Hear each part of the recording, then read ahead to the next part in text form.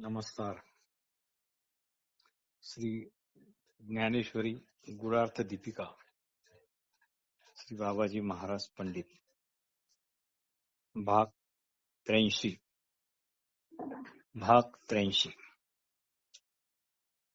आत्मजिज्ञासू लोकांनी तर या ज्ञानाविषयी अत्यंत आदरभाव बाळगून यावरून जीव भावच ओवाळून टाकला आहे. पण मुमुक्षूच्या मनात अजून काही शंका आहेतच. जसे या ज्ञानाची प्राप्ती कशी करून घ्यावी, प्राप्त झाल्यावर या ज्ञानाचे संरक्षण कसे करावे, इत्यादी इत्यादी. ज्ञानेश्वर महाराज म्हणतात की ज्ञान जिज्ञासूंचा हा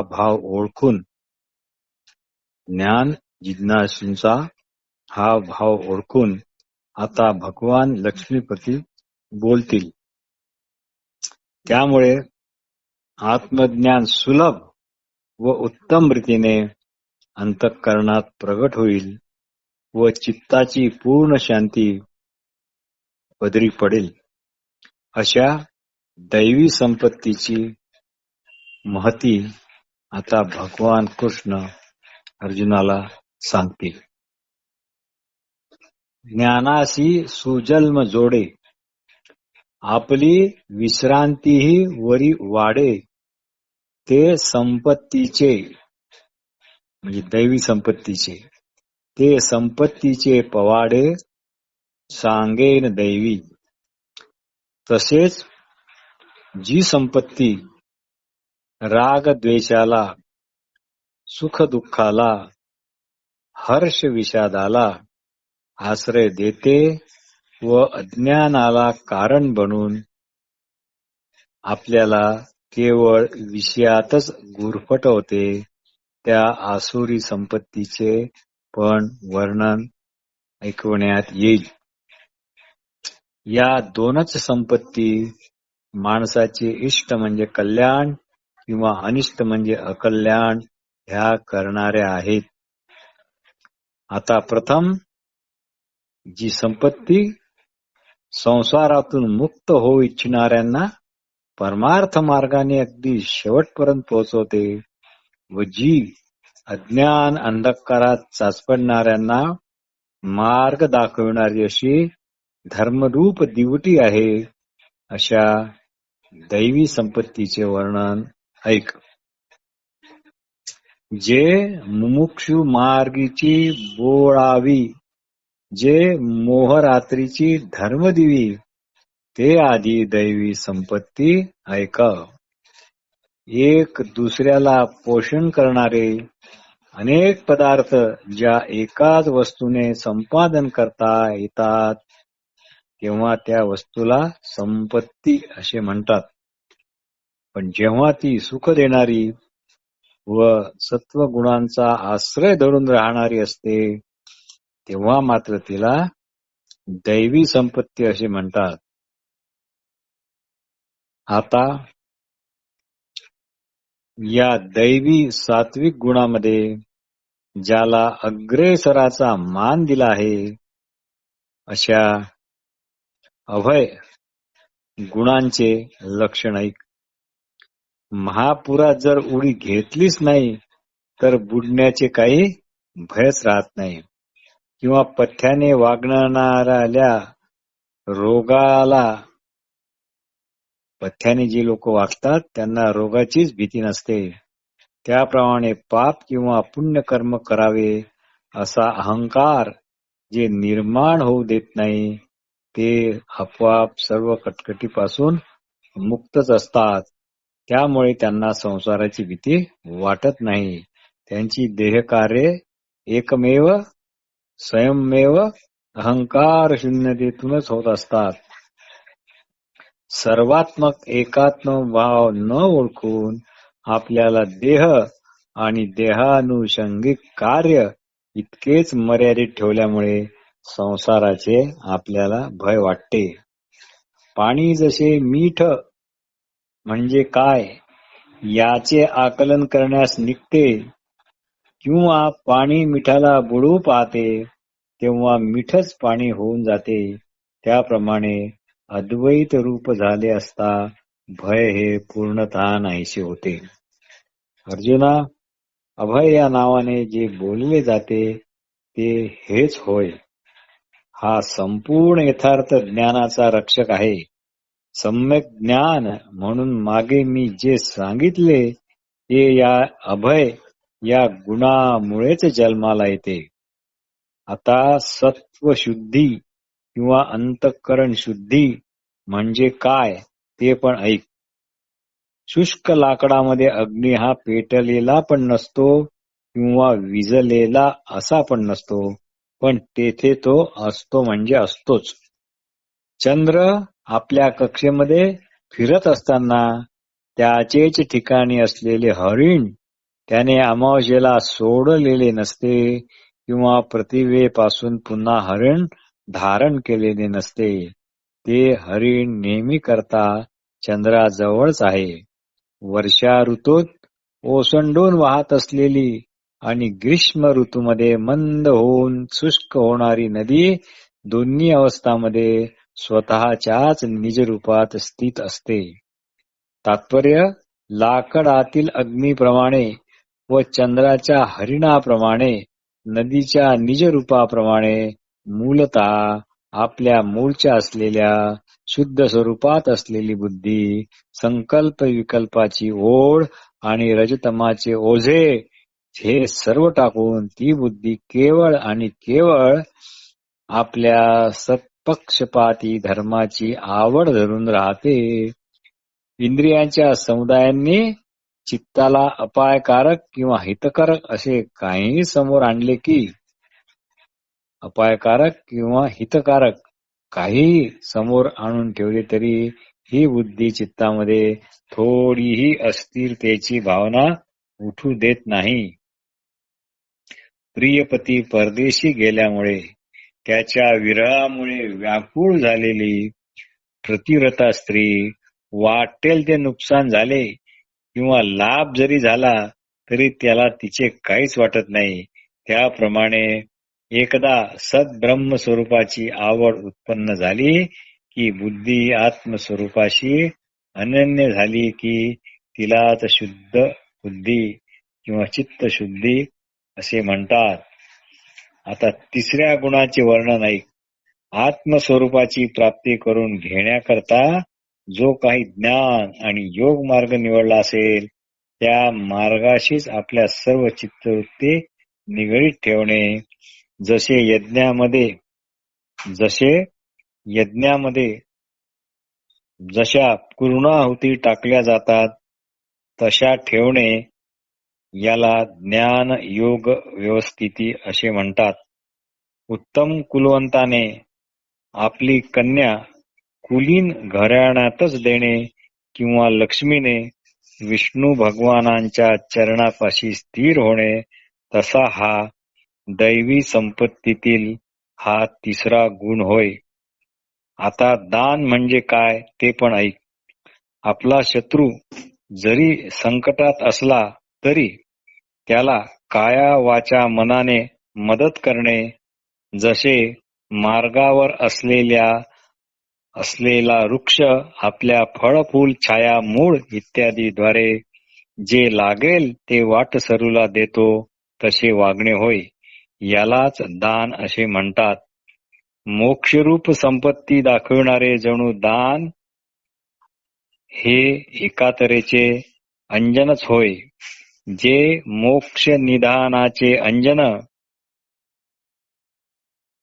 आता दमाचे चिन्ह ते पण ऐक. ज्याप्रमाणे निवळीचे बी, गढूळपणा व पाणी यांचा संबंध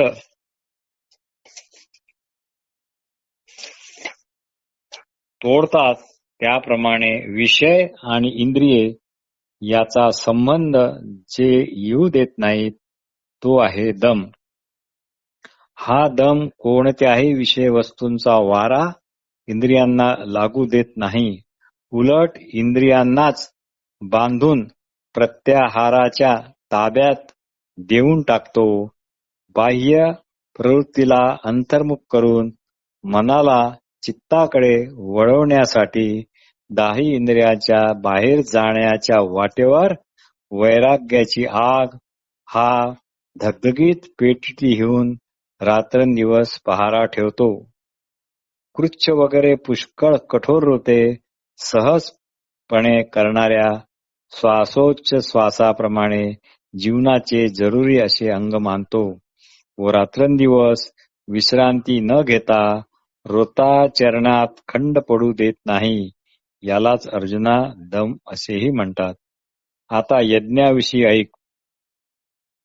ब्राह्मणांपासून शूद्रापर्यंत त्यांच्या त्यांच्या अधिकारानुसार जे उत्तम आचार धर्म सांगितले आहेत त्याचे आचरण करावे. ब्राह्मणाने अध्ययन, अध्यापन, यजन, याजन, दान व परिग्रम ही 6 कर्मे करावी. शूद्रांनी केवळ ज्ञानी माणसाचा नुसता आदर केला तरी तो त्याचा यज्ञच होय. हे सर्व करीत असताना फळाची इच्छा असता कामा नये. तसेच देहबुद्धी धरून मी करता आहे असा कर्तृत्व अहंकार उत्पन्न होऊ देता कामा नये. असा यज्ञ हा जणू मोक्ष मार्गाचा जाणता सोबतीच असतो. कैवल्य मार्गाचा अभिज्ञ सांगाती हा. चेंडू भुईवर आपटतात तो परत हाती येण्यासाठीच. शेतात बी पेरतात ते पिकाकडे लक्ष देऊनच. ठेवलेली वस्तू अंधारात सापडावी म्हणूनच दिवा हाती घेतला जातो. शाखांना फळे लागावी म्हणूनच वृक्षाच्या मुळांना पाणी घालण्यात येते. आपलेच रूप आपल्याला नीट दिसावे म्हणून मोठ्या प्रेमाने आरसा आपण तोंडासमोर धरतो. असो, हे दृष्टांत पुष्कळ झाले. याप्रमाणे आत्मस्वरूपाची प्राप्ती व्हावी म्हणून श्रुती वाङ्मयाचा अखंड अभ्यास करावा. उपनिषदाचा आणि ब्रह्मसूत्रांचा अभ्यास करण्याचा अधिकार चित्त शुद्ध झालेल्या अशा पुरुषाचाच आहे. गायत्रीचा अधिकार अशांनाच आहे. इतरांनी केवळ भगवंताचे स्तोत्र किंवा मंत्रजप केला तरी चालेल. यालाच स्वाध्याय असे म्हणतात. आता तप या शब्दाचा आशय काय आहे ते पाहू. आत्मस्वरूपाच्या प्राप्तीकरता सदैव कृतिशील राहणे हेच तप होय. ज्याप्रमाणे औषधी वनस्पती आपले मूळ, त्वचा, पाने, फुले इत्यादी द्वारा दुसऱ्यांचीच सेवा करतात व शेवटी सुकल्यावर सुद्धा औषधी वनस्पती बनून राहतात. धूपांचे स्वतःला अग्निप्रवेशाने जाळून घेणे दुसऱ्याला सुगंध देण्यासाठीच असते. त्याज्य वस्तू मिसळलेले सोने अग्नीत प्रविष्ट होऊन आपल्यातील घाण नष्ट करते. पितृपक्ष भ्रंश पावत जाईल तसा तसा चंद्र हा वाढत वाढत जातो. त्याप्रमाणे अद्वैत परब्रह्माची प्राप्ती होण्याकरता व सदैव पसरलेल्या आत्मतत्वासाठीच ते जाणण्यासाठीच शरीर, इंद्रिय, प्राण यांचे शोषण करणे याला अर्जुना तप म्हणतात. कारण यावेळी देहबुद्धी क्षीण पावते. अर्जुना, या तपाचा आणखी एक प्रकार आहे. तो म्हणजे दूध पिण्यासाठी हंस दूध व पाणी यांच्या मिश्रणात चोच घालून केवळ दूधच पितो. त्याप्रमाणे जो आत्मानात्म विवेक जागृत ठेवून देहबुद्धी टाकून आत्मतत्वाशी समरस राहतो व द्वैत भावनेचा विस्तार आवडता घेऊन बुद्धीला नेहमीच आत आपल्याकडे पाहावायला लावतो. जाग आल्याबरोबर झोपेसहित स्वप्न नाहीसे होते.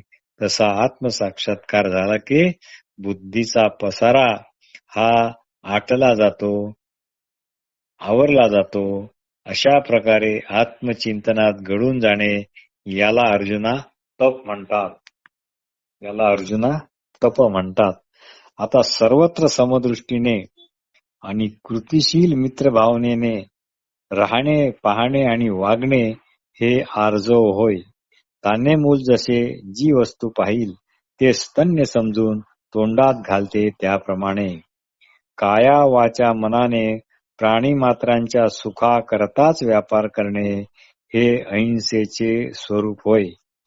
जाईच्या फुलांची कळी टोकदार असूनही तीक्ष्ण नसते, कोमलच असते. चंद्राचा प्रकाश तेजस्वी असूनही थंडच असतो.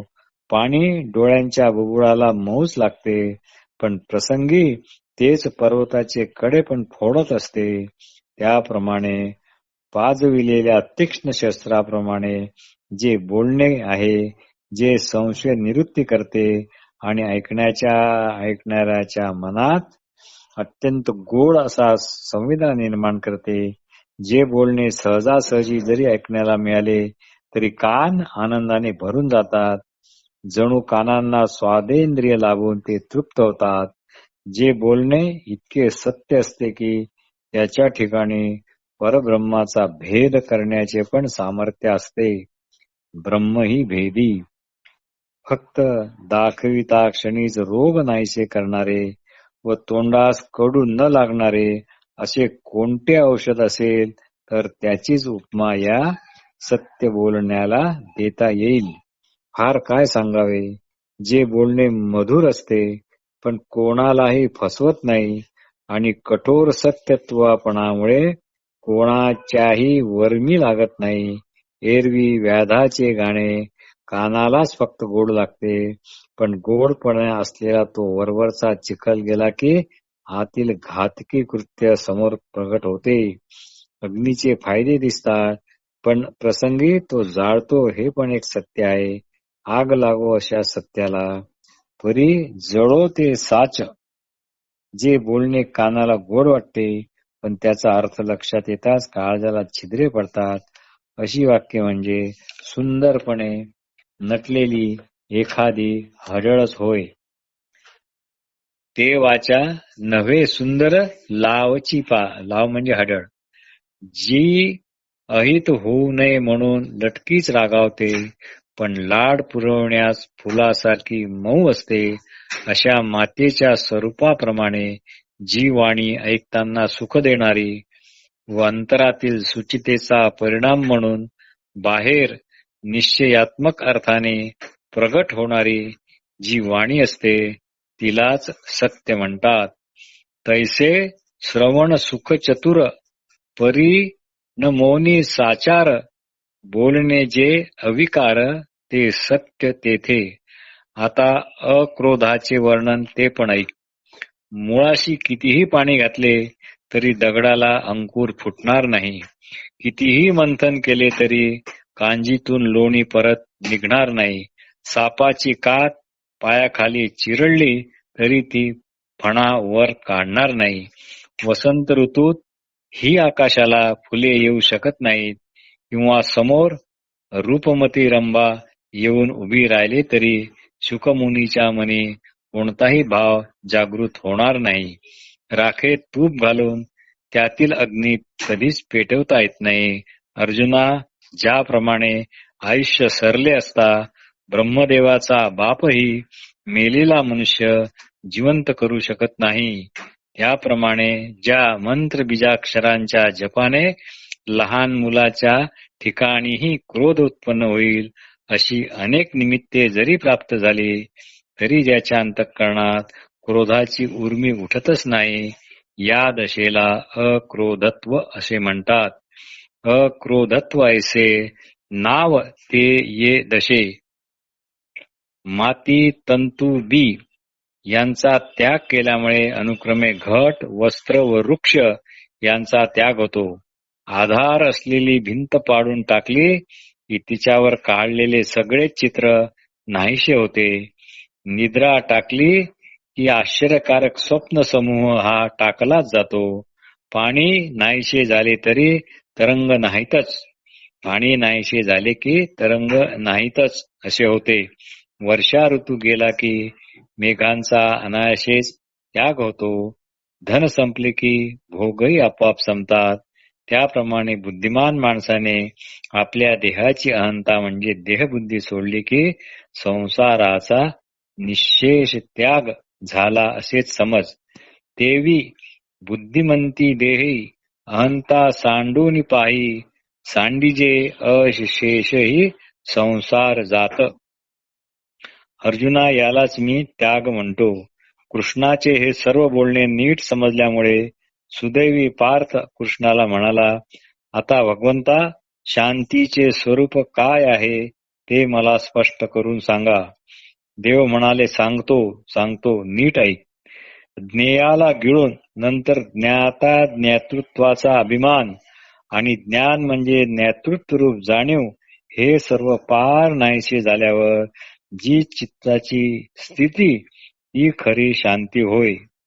ज्ञात्याला स्वतःस बाहेर काही ज्ञेय आहे अशी भावना उरत नाही, म्हणजे तो अंतर्बाह्य निश्चल व शांत होतो.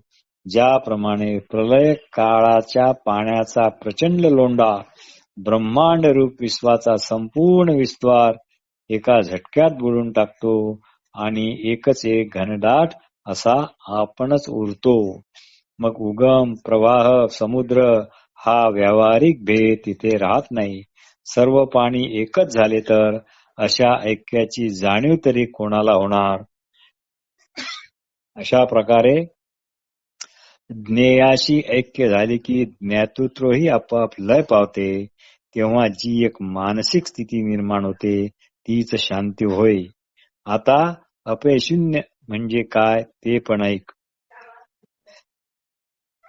सच्चील वैद्य रोगावर उपचार करताना आपला परका असा भेदभाव ठेवत नाही. चिखलात रुतलेला एखाद्या गायीला वाचवताना ती गाय दुभती आहे की भाकड आहे याचा आपण विचार करत नाही. चिखली रुतली गाये धड भाकड न पाहे. बुडत्या माणसाला वाचवताना दयाळू माणूस बुडणारा कोणत्या जातीचा आहे याचा विचार करत नाही. त्याचे प्राणाचे रक्षण करणे फक्त आणि फक्त इतकेच जाणतो. मासिक धर्मात असलेल्या एखाद्या कुलस्त्रियेला जर एखाद्या दुष्ट माणसाने बळजबरी नग्न केले असेल तर सज्जन माणूस तिला लुगडे साडी नेसवल्याशिवाय तिच्याकडे पाहत नाही. माहेवणी निदैवे उघडी केली विपाये, ते सलज्जू न पाहे न पांघरविता. त्याप्रमाणे अज्ञान, प्रमाद इत्यादी दोषांनी जे पछाडलेले असतात त्यांना आपल्या अंगचे उत्तम गुण देऊन त्यांचे सज्जन संतजन कल्याणच करतात. जसे आपल्या गुणांनी दुसऱ्याचा उणेपणा नाहीसा करून त्याच्याकडे पाहावे. देवाची यथासांग पूजा केल्यावरच त्याच्याकडे प्रसन्न चित्ताने पाहता येते. शेत पेरल्यानंतरच तिथे जाण्यात आनंद वाटतो किंवा अतिथीला संतुष्ट करूनच त्याचा आशीर्वाद घेणे योग्य असते. त्याप्रमाणे आपणाकडे आलेल्याचे उणे पण विसरून सद्भावनेने त्याच्याकडे पाहणे हीच खरी अपैशून्याची लक्षणे होत. अर्जुना, ही अपैशून्याची प्राप्ती म्हणजे मोक्ष मार्गी जाणारे एका तऱ्हेचे सुखासनच होय. हे म्हणजेच पालखी होय. बिना कष्टाचे साधन होय. मोक्ष मार्गाचे सुखासन होय. या अपैशून्याने गुणदोष पाहण्याची दृष्टी नाहीशी होऊन समब्रह्मभाव बुद्धीत सहज असतो. आता दयेविषयी ऐक. पूर्णचंद्राचा प्रकाश शीतळता देताना तो लहान मोठा असा भेद करत नाही. त्याप्रमाणे दुःखितांचे दुःख दूर करताना तो उच्च नीच असा भेद करत नाही. सर्वांचे जीवन असलेली पाण्यासारखी महत्वाची वस्तू आपल्या स्वतःच्या प्रसंगी नाश करून घेऊन शुद्र वाळक्या गवताचे नाहीशी होत असलेले जीवन वाचवते की नाही, त्याप्रमाणे दया हा गुण आहे. समोर आलेली सखोल जागा भरून टाकल्याशिवाय पाणी कधीच पुढे जात नाही. कुणाच्या पायात काटा बोचल्याचे दुःख यालाच होते. कुणाच्या पायाला थंडगार पाण्याचा स्पर्श झाला तर याच्याच डोळ्याला थंडावा मिळतो. तहानलेला तुषार्त माणसाला जसे पाणी तसे इतरांना दुःखाचे निवारण करण्यासाठी याचे जीवन असते. वीरश्रेष्ठ अर्जुना, वरील प्रमाणे आचरण करणारा ठेवणारा हा मूर्तिमंत दया होय. आता अलौल्य काय ते सांगतो. कमळाचे फूल नेहमी सूर्याकडे मुख करून असते व सूर्य कधीही कमळाच्या सुगंधाला स्पर्श करत नाही. न शिवे सौरभ्य जैसे. वसंत ऋतूचे आगमन झाले की वनाला नवा पुष्पभार फळभार येतो. ती पुष्पे फळे फुले वृक्षांनी वसंत वृक्षाला भेट म्हणून आणली तरी तो त्याचा स्वीकार न करता तसाच निघून जातो. सर्व सिद्धींना बरोबर घेऊन प्रत्यक्ष महालक्ष्मी विष्णूजीवर आली तरी त्या सिद्धीची श्रेष्ठ विष्णू उपेक्षाच करतात. इहलोकीचे आणि परलोकीचे असल्यास परलोक सर्व भोग हात जोडून समोर उभे राहिले तरी त्याचा आस्वाद घ्यावा अशी आसक्ती याच्या मनात कधीच उपजत नाही. नमस्कार.